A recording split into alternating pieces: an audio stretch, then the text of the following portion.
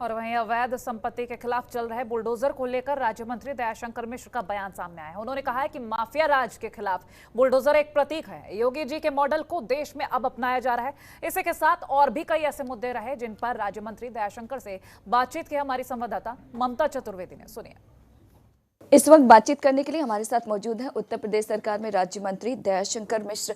दयालु जी, अगर बुलडोजर की बात करें, बहुत ज़्यादा चर्चा में है। उत्तर प्रदेश से होते हुए मध्य प्रदेश पहुंचा, अब देश की राजधानी दिल्ली में जिस तरीके से जहांगीरपुरी में बुलडोजर को लेकर कार्रवाई हो रही है, सबसे पहले बुलडोजर पर आपका बयान क्या है? क्योंकि खौफ का परिचायक भी हो गया है बुलडोजर। कहीं खौफ नहीं, खौफ उनको है जो लोग जिनके खिलाफ वो चल रहा है, जो नाजायज़ लोग हैं, जराइम लोग हैं, दंगाई हैं, उपद्रवी हैं, पत्थरबाज हैं। तो ऐसे लोगों के खिलाफ वो चल रहा है। उत्तर प्रदेश में माफिया राज के खिलाफ चला, जिन लोगों ने नाजायज़ तरीके से ज़मीनें कब्जा करके समाज की गरीबों की ज़मीनों पे कब्जा किया था, आलीशान घर होटल खड़े कर लिए थे। ये बुलडोज़र उन लोगों के खिलाफ कार्रवाई का प्रतीक है कि कोई सरकार ऐसी भी है उत्तर प्रदेश की। हमारे यशस्वी मुख्यमंत्री ने उन माफियाओं के खिलाफ उनके इस अर्थतंत्र को तोड़ा है, उनकी नाजायज़ ज़मीनों को खाली करा के गरीबों के आवास के लिए उनको फिर से मुक्त किया है। तो हिंदुस्तान आज कहीं न कहीं से उस बुलडोज़र की कार्रवाई को प्रतीक मान रहा है कि वो माफिया राज और गुंडों के खिलाफ की जाने वाली कार्रवाई है। लेकिन असदुद्दीन ओवैसी की बात करें, कल वो जहांगीरपुरी पहुंचते हैं और उन्होंने कहा कि बुलडोजर जहां भी चल रहा है, खास समुदाय को टारगेट किया जा रहा है। देखिए, वो लोग बीजेपी के खिलाफ एक ही चीज़ पाते हैं और बदनाम करने के लिए इन चीज़ों का। हमने कहा कि अगर इनकी कोई जाति है तो उनकी बात को सोचा जाए, लेकिन अगर दंगाइयों की कोई जाति नहीं होती, माफियाओं की कोई ये अगर माफिया है, अपराधी है, तो आपको पता है कि अपराधी किसी एक जाति विशेष का, वर्ग विशेष का नहीं होता। वो खुद एक अपने आप में एक बिरादरी बन गई है अपराधियों की, माफियाओं की। तो ये कार्रवाइयाँ उनके खिलाफ हो रही हैं। उसको किसी जाति से, धर्म से जोड़ा जाना कहीं से उचित नहीं है। राहुल गांधी कहते हैं कि नफरत का बुलडोजर बंद करना चाहिए। देखिए, अब ये सब लोग कहीं ना कहीं से पानी पीट रहे हैं। हताशा, निराशा, देश जिस तरीके से राष्ट्रवाद के मुद्दे पर भारतीय जनता पार्टी के साथ खड़ा है, केंद्र की सरकार के साथ, उत्तर प्रदेश की सरकार के साथ खड़ा है, तो ये लोग अब अपने वजूद की लड़ाई लड़ रहे हैं। ये जैसे होता ना कि आखिरी सांस ले रहे हैं, तो उसमें फिर इनको अब कोई रास्ता नहीं बचा है सिवाय इस तरह की बातें करने के अलावा। आखिरी सवाल, गुजरात में एक बड़ा सम्मेलन हुआ जिसमें देश भर के तमाम आयुष से संबंधित मंत्री वहां इकट्ठा हुए।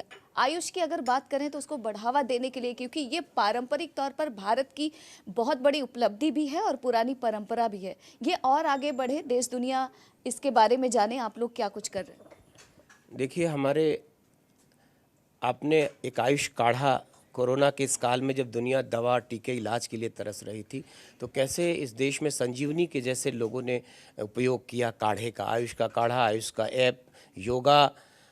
और तो ये हमारी ऐसी पद्धति है इलाज की, जिसके चलते समाज को लग रहा है हमारी पुरातन विधा है। देश के हज़ारों साल से जिसको हम करते आए, पेड़ पौधे, जड़ी बूटियाँ, वृक्ष, हिमालय हमारे पास है, दुनिया में जड़ी बूटी का खजाना कहते हैं उसको।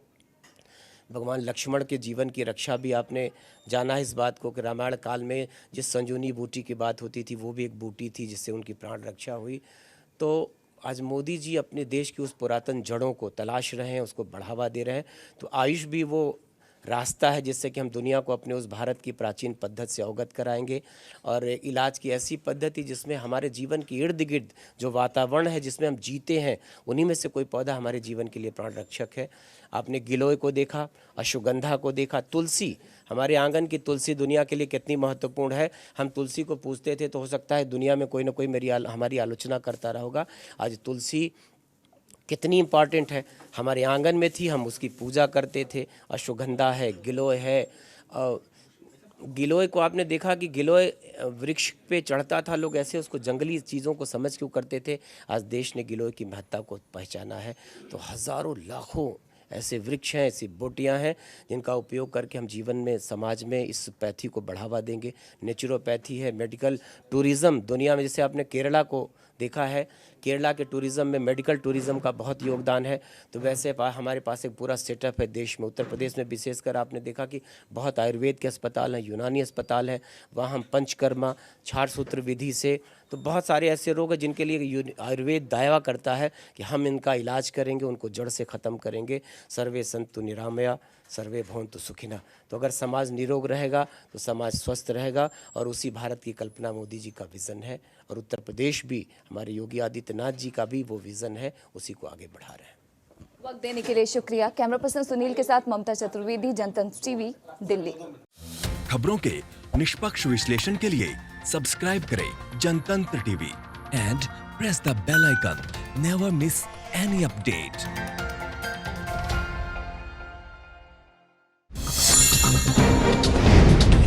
डाउनलोड कीजिए जनतंत्र टीवी ऐप को, जो कि अवेलेबल है गूगल प्ले और ऐप स्टोर पर। अधिक जानकारी के लिए अभी डाउनलोड करें।